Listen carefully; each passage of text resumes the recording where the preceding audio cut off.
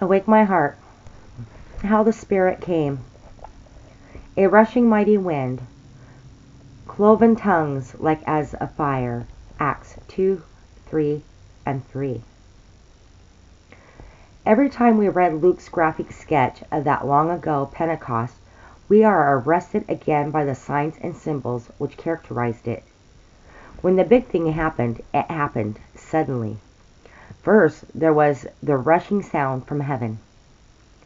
There was no gale sweeping the city that early morning or swirling noisily around house corners. This was something directly downwards from God, and it was the sound as of a rushing mighty wind.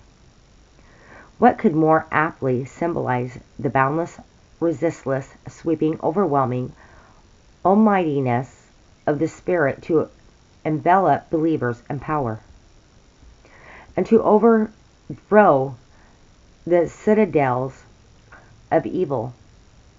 The air of the room was still, but the sound awful as a hurricane. Next, there appeared unto them cloven tongues like as of fire. Yes, besides the wind, for volume and power, there was the fire for intensity, the fire to search and purify and refine. And mark it well, the fire was not a shapeless flame. It came in cloven tongues. The symbol of the new dispensation was a tongue of fire, human speech aflame with divine presence. This was to be the church's great weapon and the individual believer's power in witnessing. Notice that the fire sat on each of them. No exceptions were made, even as no exceptions are made today, where the conditions are fulfilled. It sat on each of them, not merely as a collective unit, but as individual human beings, fusing them into spiritual oneness, yet emphasizing individual separatedness. It sat upon each of them, indication that it came to stay. And now observe the significant consequences, the realities behind the symbols. The first thing is that they were filled with the Holy Spirit.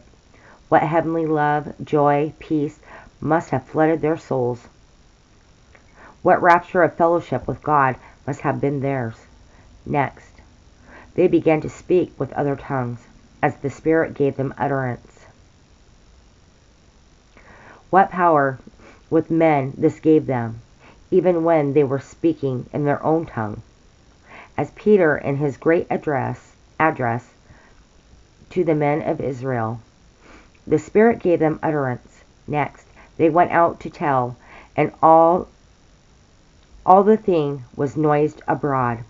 Yet these were the men who only weeks earlier had retreated furtively behind closed doors for fear of the Jews. Their timidity has now become radiant audacity to make Jesus known. Doubts and jitters have been ousted by certainty that Jesus is risen, is alive, is ascended, is in control, and nervous shrinkings have been submerged in the tidal wave of Pentecostal infilling. Finally, see the evangelistic impact. The same Peter who, qualified before a servant girl on the crucifixion eve, now faces the congregated thousands on that Pentecostal morn. And the same day there were added unto them about 3,000 souls. How it all still preaches. Why are things so different today? Well, where are those 10-day prayer meetings?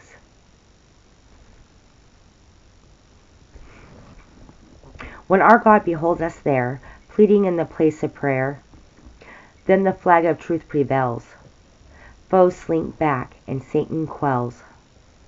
Bring us, Lord, ye keep us there, where we learn prevailing prayer.